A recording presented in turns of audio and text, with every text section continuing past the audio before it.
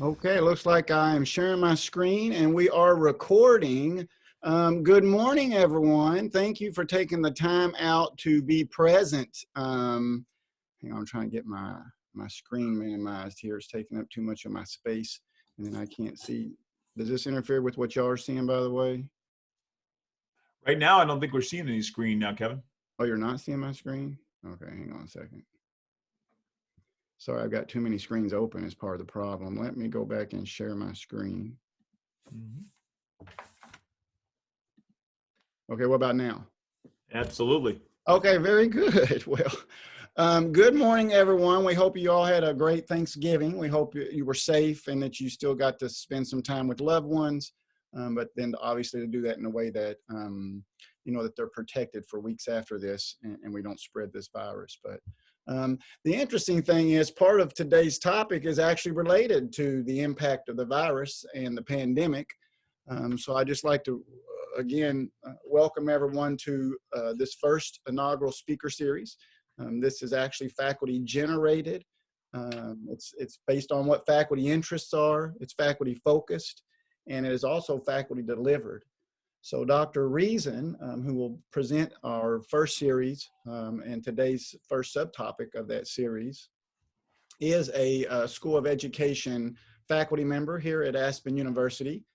Throughout this series of presentations throughout the whole year that will be presented by faculty, we have a combination of both Aspen University and United States University faculty. So we're very excited about this presentation opportunity. We're excited about each of the folks who will be sharing their expertise in these areas.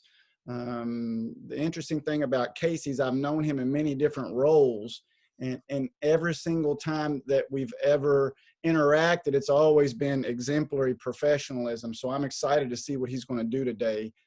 Casey has been a leader, an innovator, a speaker, a writer in education for over 30 years. And so he has a tremendous amount of wealth on this topic that he's going to talk about today, which is, what makes a good online learning environment good.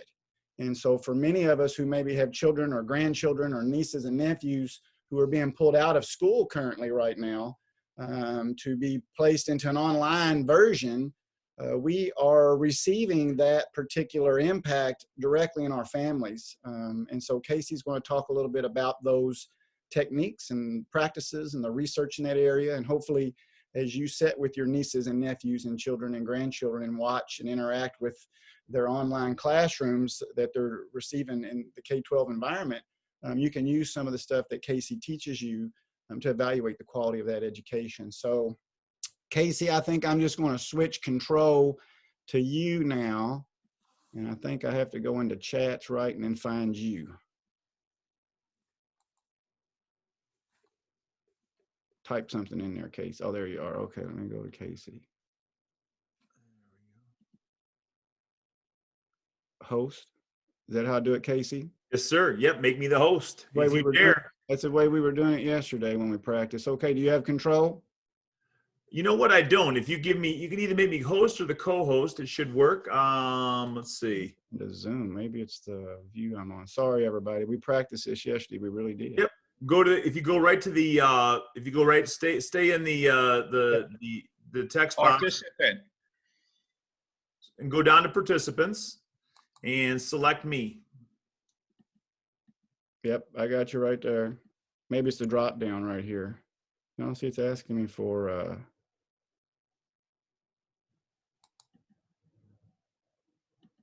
see, it says no, it's asking you. Hang on, everybody. I'm sorry. Unless someone knows, we were just in here doing this yesterday. We literally practiced this yesterday. If you go back to just go look at the participants. There we go. Maybe it's there we go. I was in the wrong menu, Casey. Sorry about that. There we go, everybody. Sorry. See, old dog can learn new tricks. Now you're in charge. Oh, it says I'm the host now. The host the most. All right. I said old dogs, so it's you're up now. Well, you know, that old dog, that's a good one there. And everybody, thanks for joining today. And that old dog comment, you know, Kevin it was bragging on me having 30 years experience. I was going to say Kevin was my babysitter, but no one would believe that looking at my picture and Kevin's youthful looks there. So guys, thanks for being here today. I appreciate the opportunity to share this experience here. Guys, I hope everybody, and most of us are doing a lot these days with this learning experience or with Zoom or other kinds of experiences. So give me a yes if you've been on a Zoom meeting already today. Oh, our hands got to move faster than that. So far, I got no yeses or no. Okay, there we go. We got one person. So maybe this is your first meeting. Okay, give me a yes if you've used Zoom in the last month. Yes. Well, and I appreciate the shout out there. I love that. But given the size of our group, go ahead and find your text box and jam that in there. We'll have some time to interact for sure. But drop it into that text box there as we go. And I like doing that, guys, partially not just because this makes for a good learning experience for us here, but to help you kind of get a perspective on if you're facilitating a learning experience using Zoom or online in some form or fashion. This is a really nice way to go. It looks like most of you message me privately. You can message publicly so that we all can see each other's responses in the future. But as we go along. But welcome, guys. And look, the objective for today is going to be, as Kevin indicated, I think that this learning experience will help you understand if you've got kids, grandkids, nieces or nephews, or if even, you know, as you're thinking about these digitized learning experiences. But I'm also going to be thinking about it in terms of if you're being asked to present, because most of us are today in one form or fashion, we wind up presenting something at a distance. And so when you want to make learning happen at a distance, there's some stuff that you can do. And I've been at this now for about 20 years. The reason I'm in the Phoenix Valley is because of distance learning. I'm here because of that. And I'll tell you a little bit about that journey just really briefly. So again, my name is Casey Reason. I'm an author and speaker for the past 20 years. Before that, a high school principal and a teacher and an assistant superintendent. I've got 8 books published, and I'm the father of twins, proud father of twins. And up until just a few weeks ago, their offices were right behind me in this COVID environment, in my environment here. This book was published in 2018, Creating the Anywhere, Anytime Classroom. Now, what was cool about that book is that, you know, it came along at a time when it was great for charter schools, for schools that were experimenting with online learning. Well, obviously in the fall of 2000 or spring of 2020, suddenly that book became very important in the world of education. And I wound up obviously pushing that out a lot along with my co-authors. So we wound up bringing that book back to life with so many people because they were finding out, obviously, we don't know a lot about distance learning, and there really wasn't a lot of resources. So as you can imagine, I've been pretty busy this year talking to colleges, education institutions, parent groups, all about how to make learning happen at a distance with my book, Creating the Anywhere, Anytime Classroom. Guys, one of the things that that I want you to think about as we go along here, as you're connecting with me today, is the potential for multitasking. In fact, this slide looks like I'm multitasking there. I didn't mean to have that overlay like that. But there are some interesting theories about multitasking, and I want to kind of bring this to your attention and to get you to participate. So, yes or no? How many of you consider yourself multitaskers? Give me a yes if you do, a no if you don't.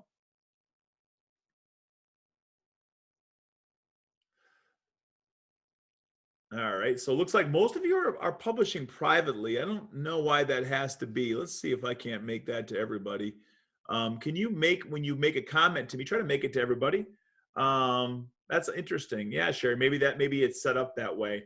I've never actually seen that before, but I don't know whether in the to function, if you can change that to everyone in the meeting. I'm able to, but maybe you can't. I don't know. I see. All right. Well, I'm not going to play too much with that right now, but suffice to say, almost everybody multitasks, right? So what I would tell you about multitasking is, with every division of your attention is an extra division. So for example, many of you might multitask a lot late at night. And the reason you tend to multitask at night is because you're tired. I don't know about you, but you can find me at, I never watch TV, but if I do watch it, it's at 9 o'clock at night with my laptop open, my iPad there. I'm probably streaming something on my phone and watching television. Why do I need all that? Because actually it's lazier, which I'm very lazy at that time of night because I get up really early, but I'm lazier that late at night because my brain doesn't want to work that hard. And it's actually easier to have a multitude of things you're focused on with just a little bit of attention, rather than putting your full attention on one thing. So why do I share that with you? Because one of the things you have to learn about in facilitating learning or training at a distance is that there's great opportunity for multitasking, but there's also great opportunity for concentration. Right now, I don't know that I have your attention. There may be noise going around, but I do know one thing. I know what's right in front of you. I know that I can ask you to participate and I can engage you. But multitasking is a real thing and can distract you. I would suggest for you, the more you can monotask. A lot's being written now about monotasking as adults. I try it all the time. I put together very pedestrian clipboards with information that allows me to fully monotask what I'm working on, so that I don't have a lot of other things on my mind. I need a clear desk behind me that allows me to monotask, because I don't want a lot of distractions. Now, again, why do I share that with you? Because if it's your son, your grandson, or your students you're working with, you need to be conscious of that in a distance learning environment. There's a lot of folks today that are getting pretty summarily distracted with all the bells and whistles that are available to us through our various devices. I have 2 iPhones right by my hip here. So you can very easily get distracted. So the goal is not to get distracted and to provide that mono focus. So again, if this helps you with teaching, great. If it helps you with your concentration, great as well. But again, your brain tends to bottleneck things. It tends to bottleneck content. So when you multitask, every division of your attention is a division of your attention. These are my lovely cherubs. There's Kaya right next to me in green, and Bryce farther on. They are twin 19-year-olds at the Arizona State University. If you were to see us on my birthday, this is them taking me hiking, and I'm beginning to be the small guy. Kevin and others at Aspen absolutely remember when those lads were much, much smaller. And if you go hiking with us, be prepared for some perilous or some scary heights. Why do I share that with you? For fun, first. And second, because one of the things you need to do if you're going to connect and build a great learning environment is to share yourself. Share who you are. It's a bit of a risk. I've actually been part of institutions where, when working even in a Zoom environment, by bringing your work home, people have gotten themselves, frankly, in a little bit of trouble by sharing too much. I'll just leave it at that. But on the other hand, the good thing about bringing your work home is you get to share who you are. People always tease me about this big cavernous space I have. I have a treadmill over here, a treadmill desk that allows me to stand and work, and I wouldn't do that to you while I work. But when you portal in your life into a digital learning environment, you're really sharing who you are. And that's a powerful thing. A big part of what it takes to learn really allows you to, is about making those connections, those intimate connections. But you have to be thoughtful about it, don't you? Professional and thoughtful, but sharing of yourself. So by sharing my family with you, I'm taking a risk. Okay. But by sharing my family with you, I'm being human, and maybe it's more likely that you'll share. I can see from looking at your login, there's a few of you that have your visage attached to your name. I feel like I can know you that way. So it's kind of cool. So sharing is really, really an important part. At a distance, you can't be antiseptic. You have to make that connection. And here's the crazy thing. You can actually make, in some cases, a great connection very quickly. I was speaking to a group of 2,000 recently, and in the span of 90 minutes, we had so much dialogue and so much requests for feedback and back and forth, that they were saying, I got to know people in this 2,000 this 2,000 person online learning environment much more intimately than I normally would if I was in a live event and people were getting up getting coffee. So it is just because we're at a distance doesn't mean you have to be limited. So I am, as Kevin said, a former urban high school principal. That high school, we had the fortune of being at that high school as a principal at age 30. I was the youngest principal of a school of 2,000 or more in the state of Ohio. We had 5 full-time cops, wonderful guys, 5 and women, 5 full-time police officers, and 2,300 kids. We were suspending 100 students a month, and our academic ratings were going downward in a rapid fashion. So when I got that job when I was 30 years old, a couple of years ago, it was a unique challenge. We were on the verge of being taken over by the state. After 5 years of being principal there, our school improved in every dissemination of every state test, in every academic category, at every subject level, with every dissemination, every test for 5 straight years.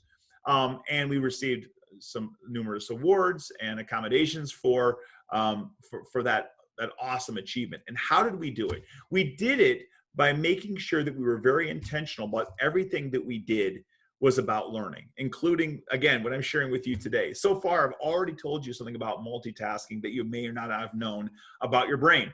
But everything we do has to be about learning, and that's how winning in the game of trying to get better results when it comes to learning environments is achieved.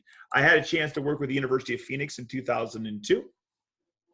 After leaving, and after that warm introduction, and I do mean warm because I came in December of 2002 and had a chance to actually experience the Phoenix weather. And again, I've been here for now 11 years, shouldn't surprise anybody. But since that experience, I've had a chance to work with a few other institutions that have given me an opportunity to learn a lot about distance learning, and actually a few more on top of that. And actually had the opportunity to chair the doctorate program at Grand Canyon. And while there, I had a chance to supervise numerous online instructors. And at one point, we had 5,000 doctorate students. So those experiences led me to the opportunity to write a few books, in which, if you look at Amazon.com, I've got 8 books written. And I have a consulting company that does just this work, the Anywhere, Anytime Learning. It's a company called Anywhere, Anytime Learning. And we do distance learning with training for constituents, frankly, all over the world. So that's a little bit about my background. So ultimately, I'm coming to you today as a practitioner who's been on the front lines, an early adopter of online learning, somebody who's been doing distance learning really for 20 years, and with really 10 years of leadership in virtual departments and virtual teaching and in virtual teams. So here's the spoiler alert that I'm going to share with all of you is that, guys, I believe there's never been a better time to be an educator. I know this is really unique and challenging times, but there's never been a better time to be a teacher at the college level, at the high school level, the middle school level, or the elementary level. And why? Because students have never been so interesting and diverse, and this generation of learners is going to be ultimately fueling an economy all about innovation. This is an incredibly interesting generation. I do not buy into the criticisms of new generations. I actually had to give a speech to a group of oil men about a year and a half ago. They were complaining that millennials weren't serving well. And I said, guys, I've got news for you. They're the majority of your workforce now. And by all data points, they're doing so many things right. So you need to embrace the innovative approach they have to learning. But again, there's never been a better time to be an educator. And really, these days, because we have to work at a distance, and I know, like, I don't get out of the house enough now. I don't get my hair cut as often. But even before that, we have unlimited access to outside resources. We have great collaborative partners. You know, I have a chance, because of working at a distance, to meet people like Kevin Thrasher. I've got a really good partner that I met in Switzerland that had then moved on to Dubai. None of that would have happened without working at a distance. There's great technological implements, and unbelievably authentic international experiences are available. I taught a course a few years ago where one of the participants in the course was a mother and a teacher. She had her daughter in class. She was also the acting principal and sometimes the acting superintendent in that school district. She wore a lot of hats in that one little place. Her colleague in the class was a supervisor for Chicago schools working in the superintendent's office. The superintendent in Chicago has never gone to every school in the district because there are too many to even visit. They see pictures of them. They tell them it's nice. In that same class, there was another leader who was a helicopter pilot in Iraq. There's no way those three people come together in any other venue but learning at a distance. And whether it's training or graduate school or whatever it may be, there's never been an opportunity until the most recent times for us to come together this way. And it's amazing. So ultimately today, those of us that teach, we have the potential to be more flexible, to be collaborative, to be creative, and to be entrepreneurial, frankly, and to be ultimately, we can personalize our learning experience. So guys, I've been talking at you for a second and I want to keep you involved. I want you guys to get, once again, even if it's private, and I do apologize for it being set up that way, we'll fix those in the future, but your dream vehicle, go. Mine's an F1 right now, an F-150. I've never had an F-150 truck. I know they're the most popular and everyone's got one, but I've never had one. What's your dream vehicle? I hear a flying carpet. All right. Well, give me your dream vehicle. All right, I'm getting some. A Tesla. Is a chauffeur a vehicle, Philip? I don't know. BMW, Sherry, I've had one. I loved it. It was in the shop a lot. There's a spoiler alert. Porsche, Audi. All right. Tell me your dream vacation. Where's that at? Kevin's been everywhere, so Kevin can't even go. Where's your dream vacation? All right, India, Colombia, Greece, the South Pole, Fiji. All right, we got the whole globe covered here. All right, New Zealand. I spent a week there, Sherry, with a bunch of educators, and I've literally been everywhere in New Zealand, and I cannot wait to go back. Go do the great walks. 2020 in one word right now. What's 2020 been like for you in one word? Ugh, challenging, boom, messy, sucks, restart, restrictive, crazy, thankful, that's awesome. Trying times for sure.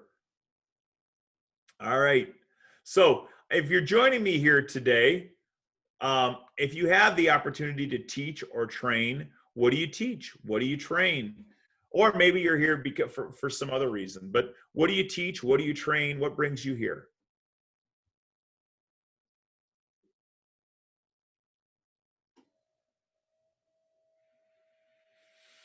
Nursing, all right. Nursing leadership, business, diversity, undergraduate science, all right. Communications, ed leadership, Barry, all right.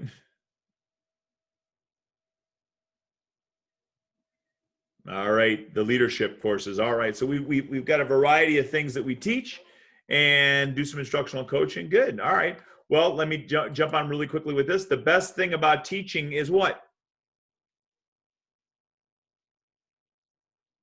Don't overthink it.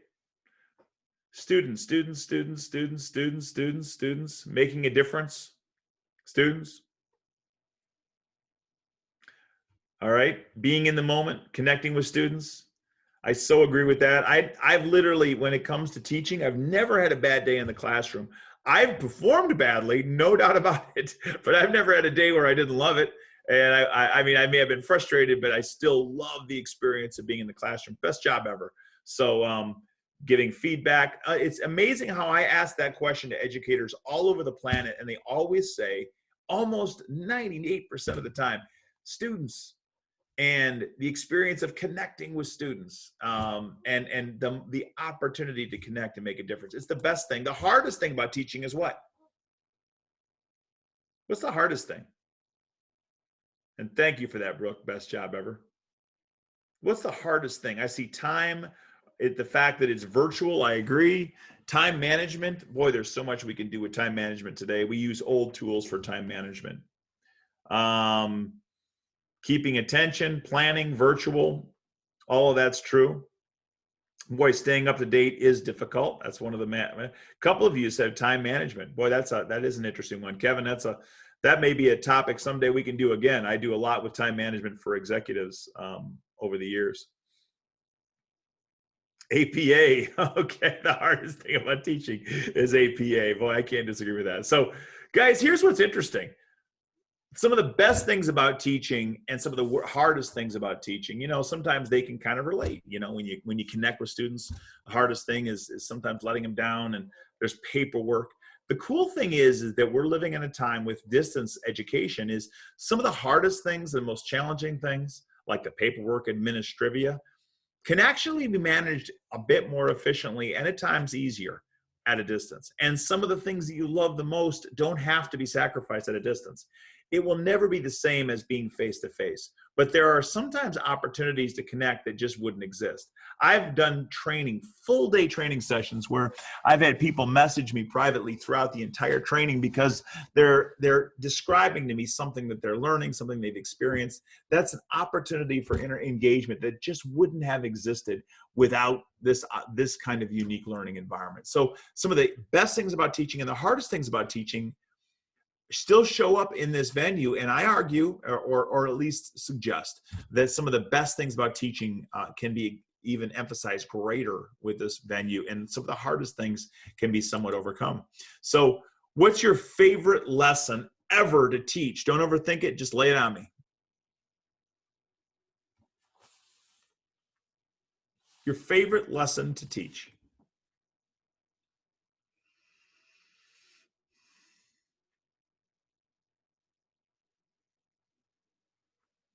All right, I'm seeing they're blowing up now. Finance, monitoring, diversity, conflict management, great. Motivation, social structures.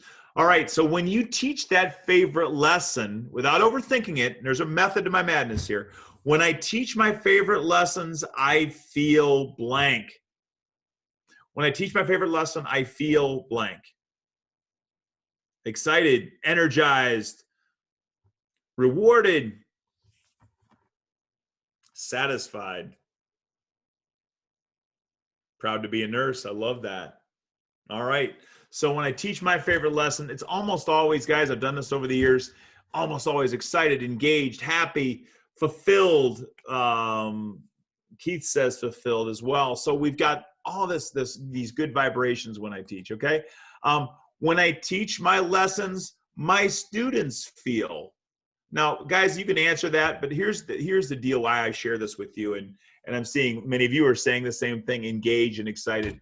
I share this because your students should feel what you feel when you teach, right? And this has happened, I think, 3 times in the last year. I've had students, and I've chaired about 80 dissertations over the years. I've had about 3 students come to me in the last year and say, I want to do a dissertation on distance learning. And I go, well, what do you want to do? And they say, well, you're the distance learning guy, so I really want to do, why are learners so disengaged? Why are they so disengaged when we teach online? And I said, and my response to them has been, are you sure they're disengaged? Or are we just not reaching them? Are we preparing our lessons in a way that don't make them feel excited, engaged, like you just described? The bottom line is, and when many of us were thrown into, and I've been doing it for years, but when the rest of us were thrown into having to teach at a distance suddenly, full time, and we weren't prepared for it, we weren't experts at this, and then we were surprised when our students weren't really motivated. And by the way, who's used to living in that space, them or us? Many times they have so many more years of experience in learning at a distance with electronic enhancement that we're the novel ones. And so when we wonder why it's tough for them or why they don't necessarily feel as connected to our lessons, not to beat us up, but to really ask the question, maybe are there things that we could do to make it better and more fulfilling? So I'm putting that on you, and not to make you feel overwhelmed, but to let you know, look, guys, our ability to learn is there. Multitasking, which is something that we all tend to do. There are real learning limitations to some of the stuff we try to do with technology. But on the other hand, technology brings us brings us together in some really unique ways.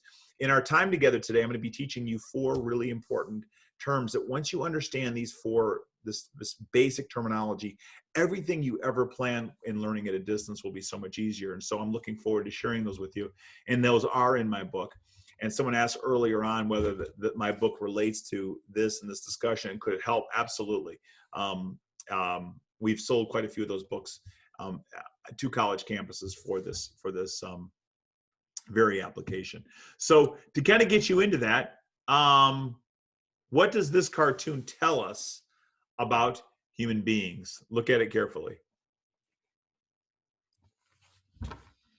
What does this tell us about human beings?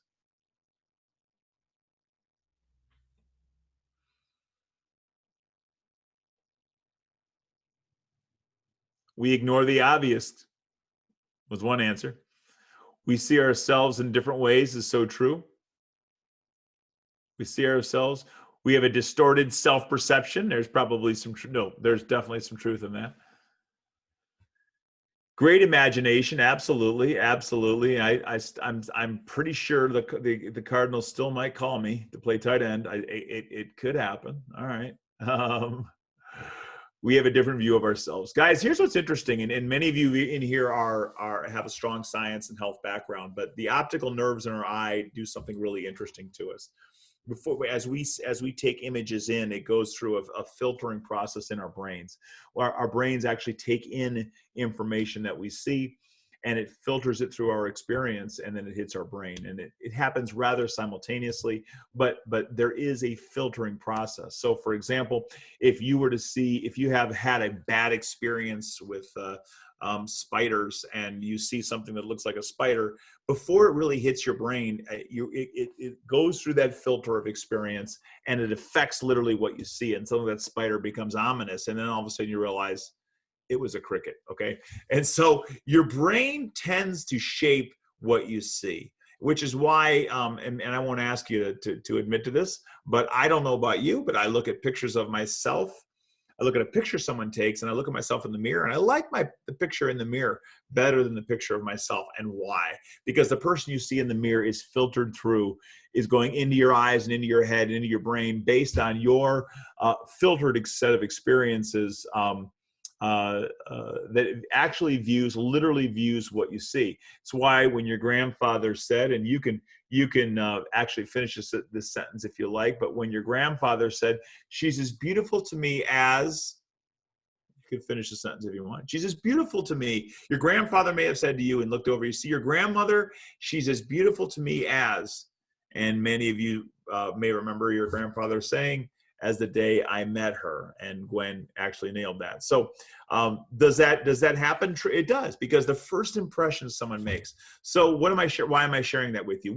Because we'll never outrun this. No matter what we do with technology, we'll never outrun that. Those first impressions make a really big deal. So as we learn, with your learning experiences that you plan, that first impression is so important. Literally everything else. If you and I had met and I had been cruel and dangerous and ominous, no matter how I pretended or tried to be nice in the second exchange, that first exchange would affect you forever. And the converse can also be true. So those are fundamental elements of what we have to learning that affect how we perceive. So when we went online suddenly, yes or no, were you ready? Were you ready when we had to suddenly go totally online, or were the people in your family ready to suddenly go totally online? Is an interesting question, and you're free to answer that yes or no. If you think the people around you, if your sons or daughters' teachers were ready, for the most part, they really aren't ready. But many of them that I've worked with have gotten ready. So what I want to do is I want to jump ahead a little bit here and talk a little bit about some of the fundamentals of teaching online.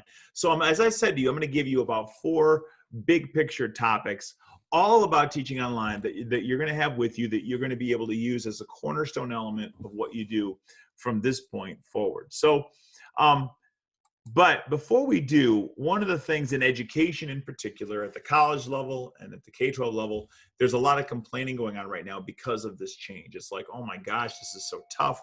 all of a sudden we're having to accommodate all this change. We're not ready. Oh my goodness. Well, can things go back to normal? Well, guys, my thesis to you is we better learn how to innovate here right in this moment, because it's not going back to normal. If you want more proof, ask the music industry. Has the music industry changed in the last 20 years and how they do live performances, how they book venues, how they make money? The answer is yes. How they manage, how they do their labeling, how they distribute, it's all changed. Ask dating in the last 10 years. Has dating changed? Does it continue to innovate? Of course, there's more dating websites, social media, texting, long distance relationship. There's more catfishing. And I'll let you look that up. It's not too bad, but it's not the thing you should do. But if you don't know what that is, but all of these are things that have changed in the world of dating. In fact, 72% of those going on a first date do some sort of pre-date observation, either through Facebook, Google, IG, Twitter, LinkedIn. They may check your YouTube page, or maybe in these days your TikTok page, to see if you're somebody they should be afraid of. Car shopping is different. We're pricing online. We're doing online showrooms. These are all examples of innovations. 23andMe. How many of you can give me a yes right now if you've ever done either 23andMe or Ancestry.com. Give me a yes. I got a bunch of them blowing up. So how has that changed? Well, Ancestry.com and 23andMe have 20 million DNA samples, and a Florida judge indicated that they are now able to search that database. So why is that important? Because your DNA could help solve a bunch of cases. Your DNA may actually implicate your grandfather. I'm afraid to do this DNA, not for my parents so much. I've got a grandfather that I just don't want to know. But you may have, your DNA may solve cold cases, again, related to your family. It also can mean that your DNA collected in 2021 could actually implicate your grandkids someday. So there are lots of things happening in the world of innovation that is fundamentally shaping who we are, how we live, and how we work. And so it's really, really important to recognize that in education, this innovation is also not going away. In education, in K-12 schools, for example, if you have kids or grandkids there, there's more demand for digital and blended learning. There's a greater appetite for choice. There's more online schools, and parents, teachers, clients are all asking for change. So if you're feeling stressed out, guys, it's understandable, because ultimately right now, the biggest problem is not that, the tools are there. We just don't know what to do with them. We don't really know how to use these tools, and we don't know how to use innovative strategies in order to make this work as well as it should. Now, many of us, again, who have worked at a distance, we've got at least some advantage because we've worked at this before, but never have we asked so many people so quickly to make this move. So we're never going back to normal, ever. But what I want you to do, though, is to understand that we're going to have to get at some really basic vocabulary in order to really be effective. And to get to that basic vocabulary, we've got to unpack a little bit of basic vocabulary. So with your hands near your keyboard, with a smile on my face, what in the world is this? What in the world is this? Well, some of you typed Rolodex and some of you have question marks. Not to embarrass anybody, but the few of you that have question marks, I'm going to smile for you because you know what? You're younger than some of the rest of us. I used the term Rolodex in a meeting about a month ago, and I had I'll refer to him as a whippersnapper in that meeting tell me, hey man, what are you using a term like Rolodex for? No one uses Rolodex anymore. I said, oh, well, sorry about that. So Rolodexes are old address books. And if you see that was the precursor to this. On your phone, you might have had an address book, but before you kept your contacts as you made them in a Rolodex, literally a paper Rolodex. How inconvenient, okay? We know what this is. We know from notepads in the past. We know this as being a typewriter in the past. We know in the past we moved from this to this, and then we moved to this, which was a word processor, and then this to standalone computer, and then a fully integrated device like this, which each of those steps we made changes. In fact, I use voice activated software. I don't basically have to touch my computer. So how has this changed things? Well, years ago, when you were in school, you had to write a paper. Maybe you were asked to type it up. Maybe you then started using a word processor and a standalone computer. But really, we've erased all of that, and all of that has become writing.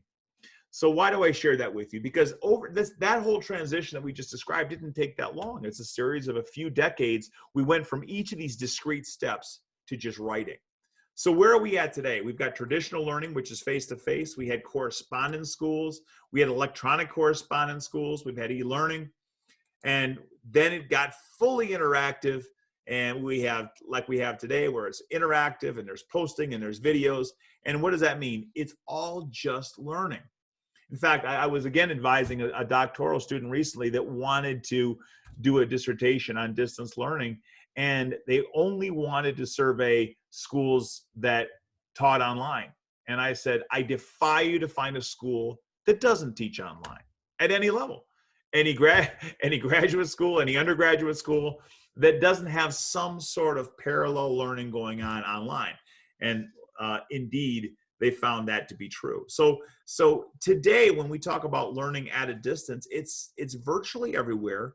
And I believe that, and what's going to be kind of humbling is that this topic that I teach, eventually it's just going to become ubiquitous. It's just going to be about great learning. I prefer teaching great learning than I do teaching about how to work online, because all of it revolves today around what makes for a great learner. Whether it's looking in the mirror and knowing how your eyes and brain work, understanding how multitasking impacts your brain, all of it, all of these tools that we use today impact how we learn. So I want to jump ahead to something that I know is ultimately really important for our work here today. And I didn't mean to have this stuff in the way, actually.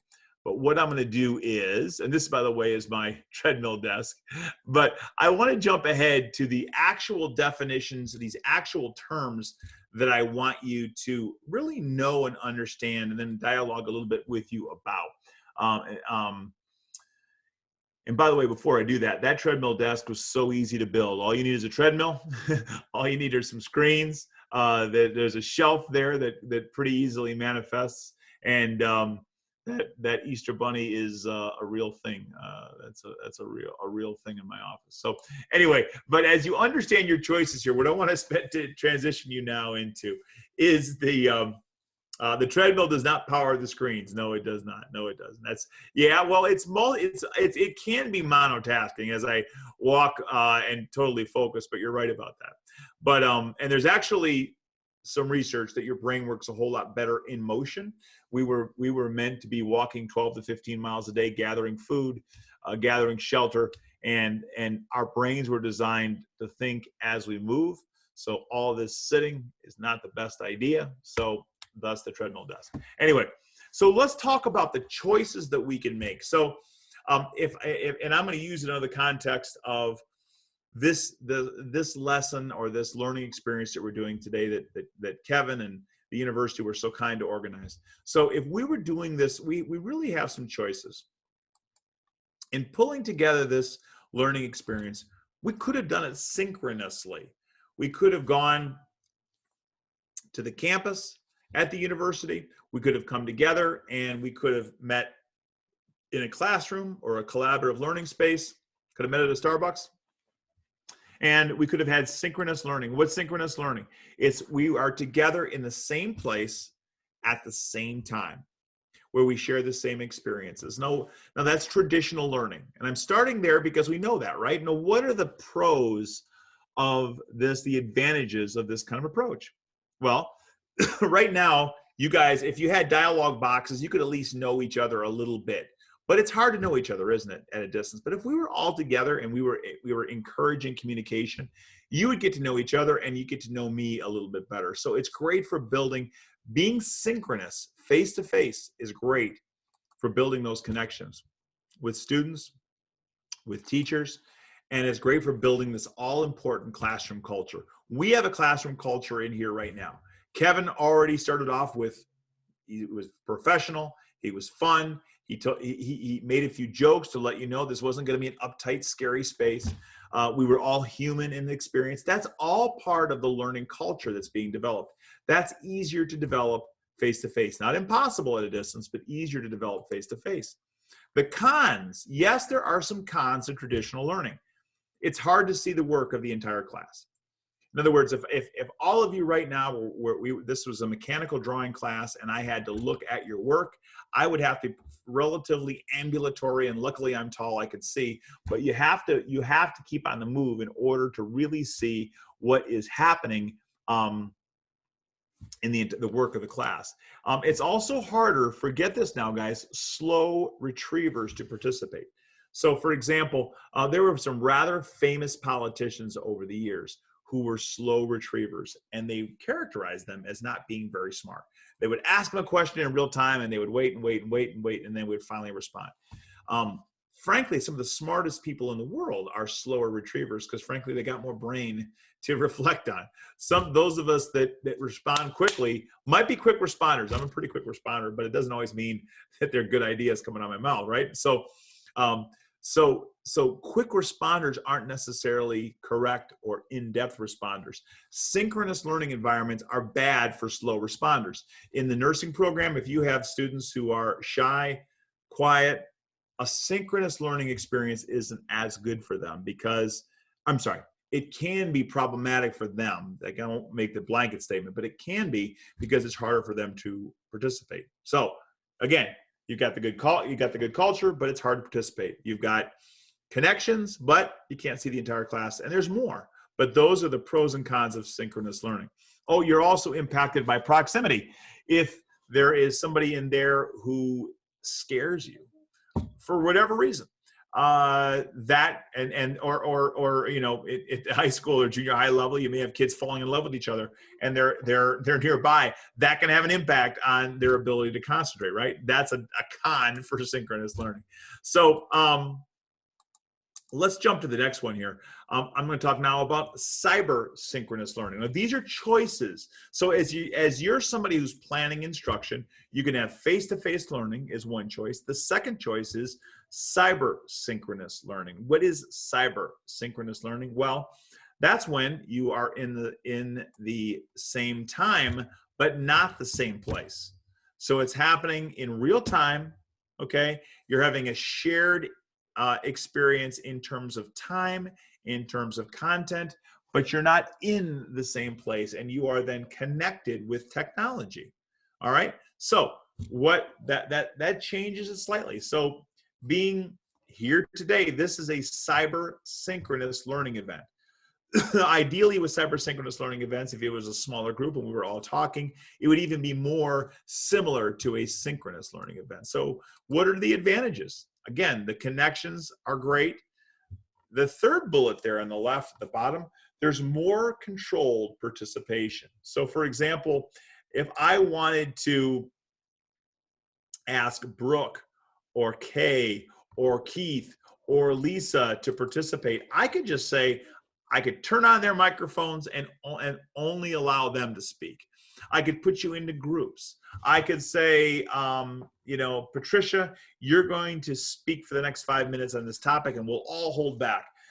That is a power and authority that you have with this medium that you don't have with others, and it's powerful because if you have a shy learner or who's a little bit nervous, you can shut down all the rest of the noise and just give them the focus, which can be pretty powerful. However, what's the downside? You can't control for background distraction.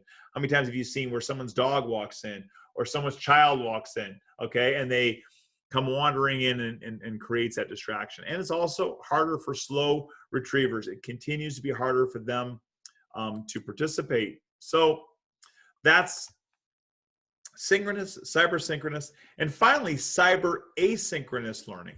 That is the type of learning that most of us are aware of, that we know about, where you learn, where you create learning experiences where people don't have to be in the same place. They don't have to be at the same time. So it's where, I mean, Facebook is a cyber asynchronous medium. You can post a video and someone can respond to it 2 years later, right? So you don't have to be in the same place, you don't have to be in the same time, but yet it still gives us a place to collaborate and connect. So not the same place, not the same time, and nothing is happening synchronously. Okay, so what can you do in those venues? You guys know this. You could post a video, ask for feedback, post discussions. So what are the pros and cons of cyber asynchronous learning? Okay, cyber asynchronous learning, contrary to the earlier examples, actually helps slow retrievers. If you're a slow retriever and you want to give a thoughtful response, cyber asynchronous learning allows you to thoughtfully log in and do it, and frankly, come up with that killer comeback. Almost everybody here probably has been nervous in a live setting where somebody said something to you kind of cutting, and you thought of the great insult a day or two later, or an hour later, or 10 minutes later. It's because your brain finally settles down and you can finally come up with that great comeback. Well, that's being a retriever, and a slow retriever in that moment, sometimes out of fear. Slow retrievers prosper in this environment. We've had learners at all levels who were amazing writers who suddenly got a chance in a cyber asynchronous environment to really prosper. In the early 2000s, when I had my first doctorate program I worked in, even before Grand Canyon, I had a chance to meet up with a bunch of doctoral students who in the early 2000s were choosing to study at a distance. And so many of them told me the reason they chose an online environment at that time, when it was such a small minority, was because it allowed them to participate in a way that they were comfortable with, their sensibilities. So cyber asynchronous learning allows for those slow retrievers. It's less impacted by social distraction. It's writing and product driven. You know, as much as we don't like all the texting and posting, and as you may not like texting and posting and all the social media today, there's a lot of writing going on. Okay, so I'm not saying it's quality writing. There's been some interesting studies on that, but there's a lot of writing. And in our distance learning, cyber asynchronous learning, there's a lot of writing going on. All right, and if you need more time, you've also got it. One of the big sins of synchronous learning is being time bound. We are time bound here. I've got 6 minutes to go, and I am time bound that our ability to engage 7 minutes, our ability to engage, interact is going to be driven by the amount of time we have. Where being learning bound, being limited by our imagination or our ability to extend. Some of you may want to listen to this part of this again. You could do that in a cyber asynchronous environment. If you have to listen to the whole thing twice, you could. But if you're in the face-to-face learning experience, you either get it or you don't, and it's here and it's gone. So that's the strategic advantage of cyber asynchronous learning. And there's, again, more time if needed. You can't monitor progress in real time, okay? And it's harder for students who have trouble communicating and writing, okay? So in the cyber synchronous environment, I could say, everyone show me your paper right here. Show me your example of your work, hold it up. You could see all that in real time. Cyber asynchronously, you really can't get that done. So ultimately, guys, what I want to leave this is a 4-part series, guys, and where I want to leave this first part off is with this sort of last bit of introduction, is that ultimately blended learning is the blending of the three. It's the opportunity to connect synchronous, cyber synchronous, and asynchronous learning forces and to pull them together. And guys, I know that you know this, but this is already happening. Okay, this is already happening. So many of you right now, I was in a school doing some professional development, and there was a teacher there, very traditional, didn't like distance learning. Okay, and in the meanwhile, in his course, there were students who were meeting asynchronously, cyber synchronously, trading notes. During the class, they were texting each other about what he just said. And this is all good stuff. And but it was all, they were blending their learning environment to support their learning needs. And so our learners are doing this anyway. So for us as educators, what our job is today, or trainers, or those that influence educators or trainers, we have to create blended learning environments where we recognize, guys, suddenly today, if you're teaching something, you've got tons of choices. And here's the cool thing. You can decide today,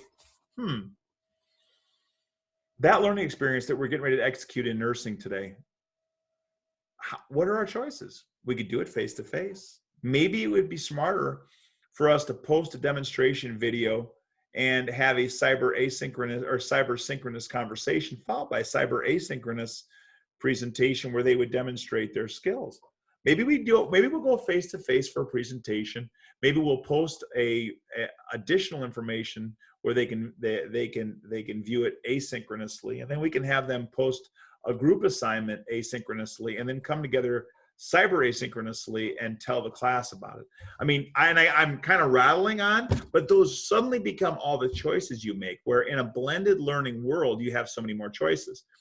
Conversely, many of us come from traditional, I told you, I've been at this for almost 20 years. Almost all of the initial distance learning protocols were cyber asynchronous because they were former correspondence schools. Not all, but many of them were former correspondence schools that had gone electric, that had gotten excited because they could email their stuff instead of using the US Postal Service.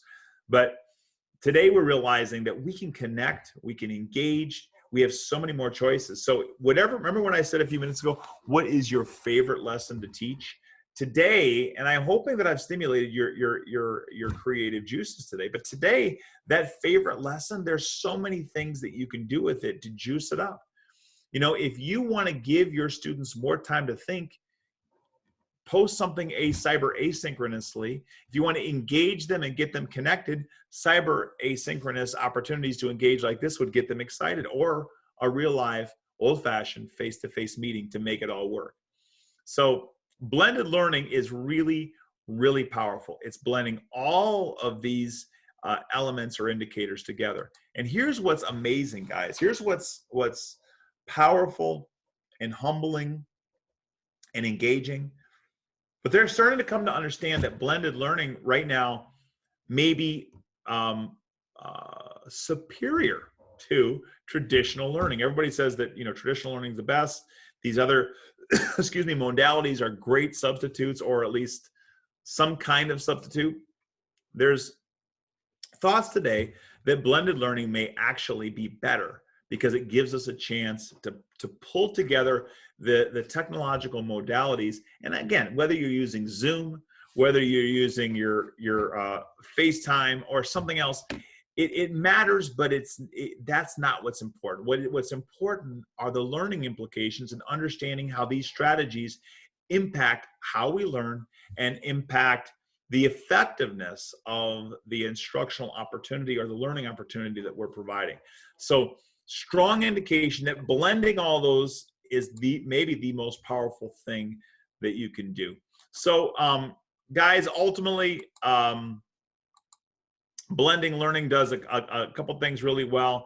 It allows you to be flexible. It allows you to use assessment to inform instruction, and it can and should engage learners at the highest level. So guys, I want to thank you for being here for our very first series here.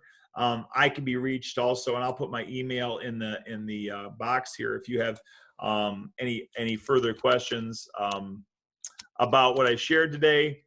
And also, I just put it in there. And also, just remember that, okay, what have we learned today? We've learned that it's about learning, first and foremost. It will always be first and foremost about learning. Whatever the tools, however tools evolve, it's about learning. And that you really have a choice. You can go synchronous old school. You can go cyber synchronous, which is really cool using video like this. You can use asynchronous, which is an opportunity to engage learners and giving them more think time, a chance to really elaborate, for them a chance to find more sources, for them to hear something more than once. By the way, many of your learners are auditorily and visually impaired, so being able to see something again is really helpful. For a company I'm working with right now, we're creating a whole parallel curriculum just for that eventuality to help boost the results of their organization. So having that available to them really makes a big difference. And finally, blended learning is where it's at. Blended learning will allow you to really expand what you know and to really get strategic. And it'll never end. You'll always fall short. You'll continue to find new and creative ways to blend all of the tools we have available to us for the best possible outcome. So guys, I leave you with that. This is ultimately hopefully what we covered today. I hope this was helpful. I hope you have new tools in your toolbox. And throughout the rest of our series, I'm going to be talking about how to plan, how to assess, and how to create really engaging lessons moving forward in our series. So I hope it was helpful. You guys are welcome also to turn off your, I don't know if we can demute them, Kevin. I don't know that we can, hopefully we can. But if anybody wants to ask me, and Kevin, if you want to go, but if open to questions as well. Can you hear me, Casey? I can, brother. Okay, very good. Yes, thank you to everyone who showed up. I know you're all very busy. We're coming back after Thanksgiving, and we have, trying to get back into our routines and so forth. So hopefully this was helpful. Like Casey said, this was the foundation for other things to come. He was given a nice sort of broad background about how education has changed in the past couple of decades, where we all used to go in and sit at chalkboards with books and notepads and have someone stand in front of us, to the point where now our children are doing these blended learning models, 3 different types of learning environments: a synchronous where you're in face-to-face, a cyber synchronous where you're digitally face-to-face like we are now, and then the cyber asynchronous, which often is what we do in the online environment. And then as your children and grandchildren and nieces and nephews are interacting now in these K-12 environments, how are you noticing they're using these 3 different types of blended models to reach your children and to improve their online education? So I thank you, Casey, for doing that. I always appreciate your concept about multitasking and monotasking. Challenge for me, I call myself multi-distracting. But either way, please also, everyone in the chat, and I probably screwed that up and I apologize, and I'm sorry for not being able to find the right menu in the beginning to give Casey control, but I may have blocked everybody out and made it a private for some reason, so I apologize. But in that chat, there is a link to the survey. I'll resend that to folks as well. If you want professional development hour for attending this, I'll send some information. We'll send you a certificate. You get it for just attending. And we'll also record these and send them around if in the future you can't. And we'll also allow you to watch the recording in the future and write us a little response. And then we can give you an hour of credit, PD, professional development, for that as well. So looking forward to future series. The next one, let me switch over. Casey, do I have control? I think we still do, but I'll relinquish if I need to here. But it's all about the planning is going to be the next one. Well, I just want to show them the next series. See, somehow it's not letting me do some of these things because of my power level. I just wanted to show everybody on our speaker series. The next one's on December 15th. And Casey will do the second stage. I'll send this around in an email to everybody. We have a website, again, you can go to and watch these series. All of our links are there. You can see the days and times, so you can just kind of be watching these. My suggestion is just take that information and go into your Google Calendar, copy and paste that in there and save it, and then you don't have to worry about remembering it in the future. It just will pop up for you. So I appreciate your time today, Casey. Oh, it was really fun, and thanks everybody. I did post my email. Hope everybody got it. And Kevin, you have control back while I was fussing there, so you have control back if you want to post anything. But thanks for having me. I really appreciate it. All right, everyone, have a good week. We'll see you next time. Bye bye. Take care, everybody.